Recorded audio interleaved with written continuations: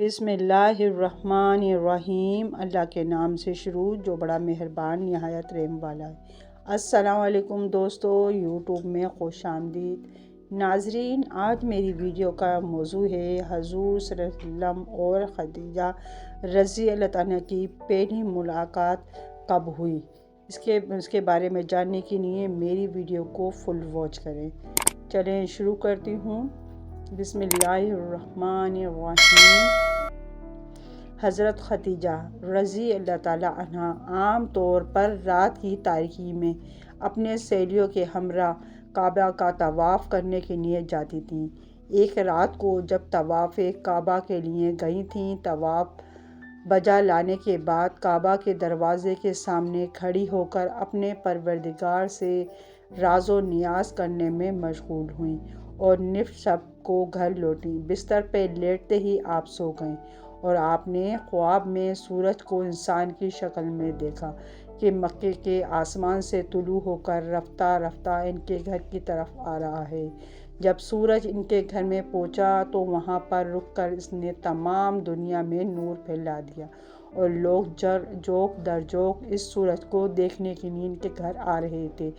آپ بیدار ہوئیں تو دوبارہ نیند ہی نہ آئی، کیونکہ آپ جانتی تھیں یہ کوئی عام خواب نہیں ہے۔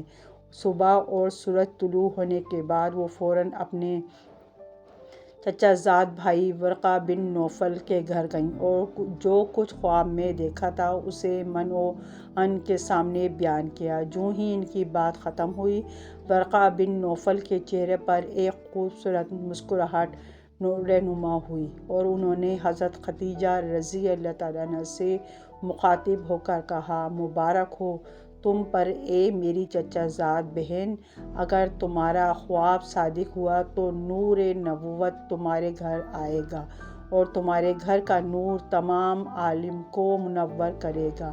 ناظرین گرامی، حضرت خدیجہ کے چچا زاد بھائی ورقہ بن نوفل بن اسد اپنے زمانے میں جزیرۃ العرب کے ایک مشہور دانشور اور خدا پرست راہب تھے۔ ان کو آسمانی کتابوں کے بارے میں کافی علم تھا اور عربستان میں دوران جاہلیت کے 4 مشہور عابدوں میں سے ایک شمار ہوتے تھے۔ آپ لوگوں کو آخری نبی کی نشانیاں بتایا کرتے اور یہ بھی بتاتے کہ ان کے بعثت کا وقت قریب ہے۔ حضرت خدیجہ رضی اللہ تعالیٰ عنہ گہری سوچ میں پڑ گئیں کہ نور نبوت کیسے ان کے گھر آئے گا، ان کا گھر کیسے تمام دنیا کے لیے نور کا مرکز بنے گا۔ حضرت خدیجہ ایک مدت تک اس خواب کے بارے میں غور و فکر میں مشغول تھیں اور اس کی تعبیر کا انتظار کر رہی تھیں کہ مکے کی عورتیں ایک رسم کے مطابق قدیم زمانے سے ہر سال ماہ رجب کی ایک رات کو کعبے کے پاس جمع ہوتی تھیں اور جشن و سرور کی ایک محفل منعقد کرتی تھیں اور اس محفل میں اہل کتاب میں سے ایک دانشور کو تقریر کرنے کی دعوت دی جاتی تھی۔ ایک رات کو ایسی ہی ایک محفل منعقد ہو رہی تھی۔ حضرت خدیجہ رضی اللہ تعالیٰ عنہا اس محفل میں پہنچی۔ اس وقت ایک یہودی عالم نے تازہ اپنی تقریر شروع کی تھی۔ اس کی تقریر کے دوران اچانک حضرت محمد صلی اللہ علیہ وآلہ وسلم کعبے کے پاس سے گزرے۔ تقریر کرنے والے اہل کتاب کی نظر جوں ہی آن حضرت صلی اللہ علیہ وسلم پر پڑی تو اس نے اپنی تقریر کو روک کر عورتوں سے یوں خطاب کیا، اے قریش کی خواتین، جو جوان ابھی کعبے کے پاس سے گزرا وہ مستقبل میں پیغمبر آخر الزماں ہوگا۔ آپ میں سے جو بھی اس کی شریک حیات بن سکتی ہو اس میں تاخیر نہ کرنا۔ اس اہل کتاب دانشور کے کلام کو سن کر خواتین میں ہلچل مچ گئی۔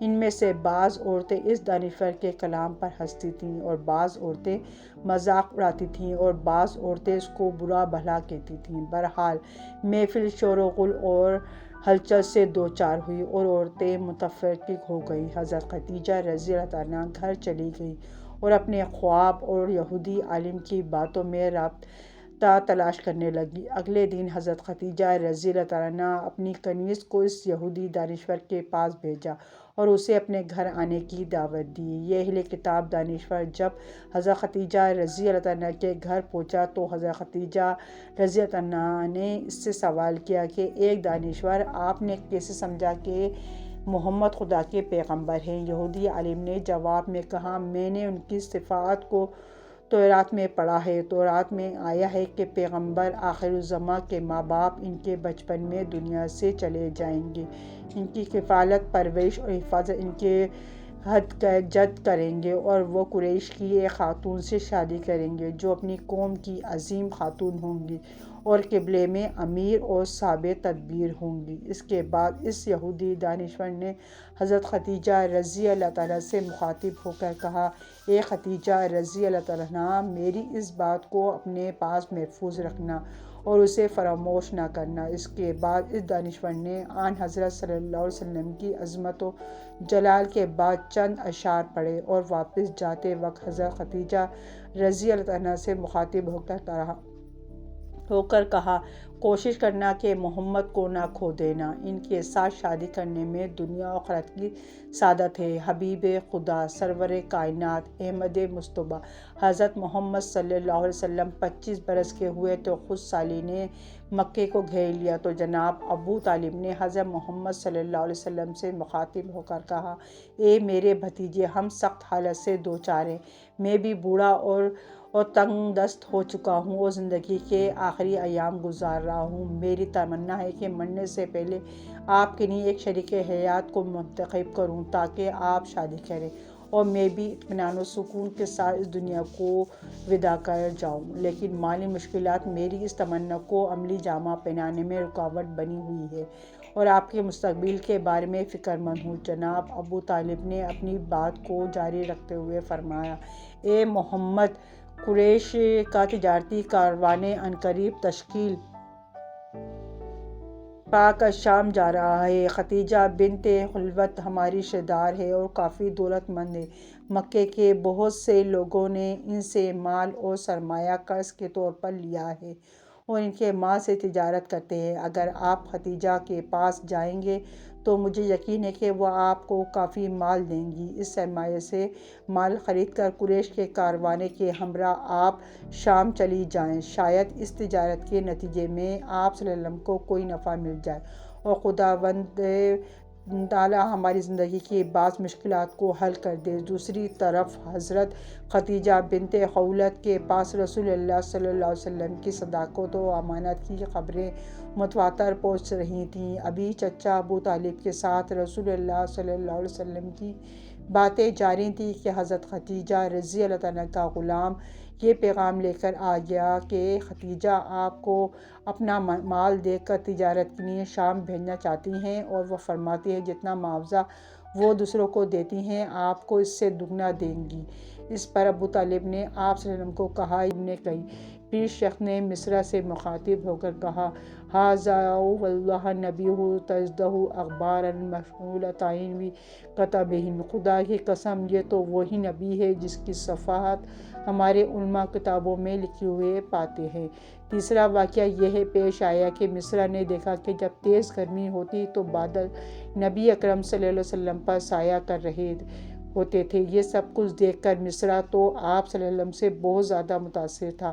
واپسی میں دوپہر کے وقت جب واپس پہنچے تو حضرت خدیجہ نے اپنے بالا خانے میں بیٹھے بیٹھے دیکھا کہ نبی اکرم صلی اللہ علیہ وسلم اونٹ پر بیٹھے اس طرح تشریف لا رہے تھے کہ بادل نے صرف آپ پر سایہ کیا ہوا تھا۔ حضرت خدیجہ اور ان کے ساتھ بیٹھی ہوئی عورتوں نے یہ منظر دیکھ کر بہت تعجب کیا۔ قافلہ رکا تو مصرع حضرت خدیجہ رضی اللہ عنہا سے ملنے گیا اور سارے سفر کے رودات سنائی۔ حضرت خدیجہ جو رسول اللہ صلی اللہ علیہ وسلم سے پہلے ہی متاثر تھیں، وہ سفر کے واقعات سن کر آپ صلی اللہ علیہ وسلم کی گرویدہ ہو گئیں، بلکہ ان کا رسول اللہ کو تجارتی سفر پر بھیجنے کا مقصد بھی یہی تھا کہ کسی طرح حضور اکرم سے ملاقات ہو سکے۔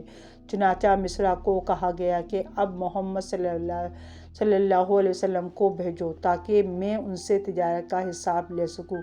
نبی رحمت جب حضرت خدیجہ رضی اللہ تعالیٰ کے سامنے آئے تو آپ کا روشن چہرہ دیکھ کر حضرت خدیجہ رضی اللہ عنہا دنگ رہ گئیں اور بے ہوشی کے عالم طاری ہو گیا۔ اسی دوران رسول اللہ صلی اللہ علیہ وسلم نے سارا حساب تجارت کیا اور واپس تشریف لے گئے۔ جب آپ صلی اللہ علیہ وسلم چلے گئے تو تب حضرت خدیجہ رضی اللہ عنہا ہوش میں آئیں اور مصرع سے پوچھا کہ محمد صلی اللہ علیہ وسلم کدھر ہیں؟ مصرع کہنے لگا کہ وہ تو آپ کو سارا حساب دیکھ کر چلے گئے ہیں۔ خیر، حضرت خدیجہ رضی اللہ عنہا نے اپنا مال میں ایسی امانت و برکت دیکھی کہ جو اس سے پہلے کبھی نہ دیکھی تھی۔ مال کی خرید و فروخت کا حساب دیکھا تو منافع دگنے سے زیادہ تھا۔ آپ نے فوری اپنے غلام مصرع کو رسول کے پیچھے بھگایا اور طے شدہ معاوضے سے بھی دگنا منافع حضور اکرم صلی اللہ علیہ وسلم کو بھیج دیا۔ حضرت خدیجہ رضی اللہ عنہا بہت زیادہ دور اندیش، مستقل مزاج، شریف، باعزت اور بہت مالدار عورت تھیں۔ انہوں نے آپ صلی اللہ علیہ وسلم سے نکاح کا فیصلہ کر لیا اور اپنی سہیلی نفیسہ بنت منیہ کے ہاتھ رسول اللہ علیہ وسلم کو نکاح پیغام بھجوا دیا۔ رسول اللہ صلی اللہ علیہ وسلم نے حضرت خدیجہ رضی اللہ عنہا سے نکاح کے حوالے سے ایک پہلو محفوظ رہنا چاہیے جس سے حضرت خدیجہ سلام اللہ علیہ کی طہارت و نزاہت اور رسول اللہ صلی اللہ علیہ وسلم کے ساتھ نکاح کا رغبت کی وجہ آشکارا ہو جاتی ہے۔ چنانچہ بعض روایات سے یہ بات معلوم ہوتی ہے کہ حضرت خدیجہ رضی اللہ عنہا کے چچا زاد ورقہ بن نوفل، جو زمانہ جاہلیت میں ہی نصرانیت قبول کر چکے تھے اور عبرانی زبان بھی جانتے تھے اور انجیل عبرانی میں پڑھ کر اپنے اقرباء کو اس کی روشنی میں وعظ و نصیحت بھی کرتے تھے اور ایک آخری نبی کے آنے کی بشارت بھی سناتے تھے۔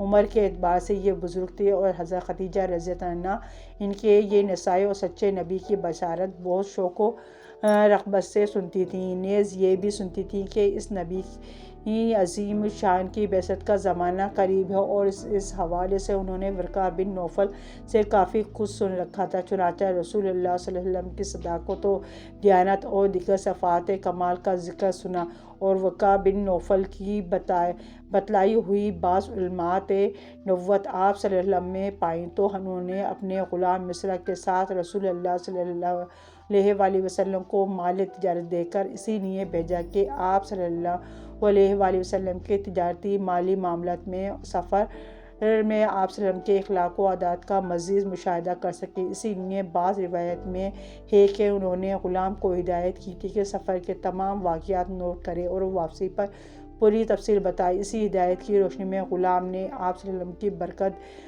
وغیرہ کے حوالے سے جن کمالات کا مشاہدہ کیا وہ سب تفصیل بتا دی۔ اس سے حضرت خدیجہ رضی اللہ عنہا کا ظن غالب ہو گیا کہ اللہ تعالیٰ کے آخری رسول یہی ہیں اور انہوں نے یہ سوچا کہ اس سے بڑی سعادت کیا ہوگی، آپ صلی اللہ علیہ وسلم نے زوجت کے رشتے سے منسلک ہو جاؤں۔ چنانچہ صدیقہ طاہرہ و محترمہ ام المومنین حضرت خدیجہ رضی اللہ عنہا نے بالواسطہ آپ صلی اللہ علیہ وسلم کو پیغام نکاح بھیج دیا۔ آپ صلی اللہ علیہ وسلم نے اپنے چچاؤں کو مذکورہ رشتے کے سلسلے میں آگاہ فرمایا، جس کے بعد آپ کے چچا حضرت حمزہ رضی اللہ عنہ رسول اللہ صلی اللہ علیہ وسلم کے ساتھ حضرت خدیجہ رضی اللہ عنہا کے والد خلوت بن اسد کے پاس رشتہ لے کر آئے۔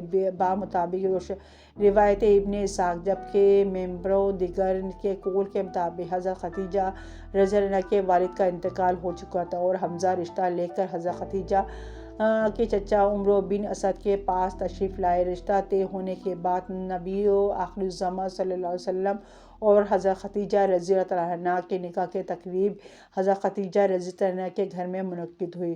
ملن و ملن طبقۃ الکبریٰ، ذکر الخروج رسول اللہ صلی اللہ علیہ وسلم، ذکر و تجہیز رسول اللہ خدیجہ بنت خولت۔ ناظرین، اگر آپ کو میری ویڈیو پسند آئی ہو تو میرے چینل کو سبسکرائب کریں، بیل آئیکن پر آل کریں تاکہ ہر آنے والی ویڈیو کا نوٹیفیکیشن سب سے پہلے آپ کو مل سکے۔ اللہ حافظ۔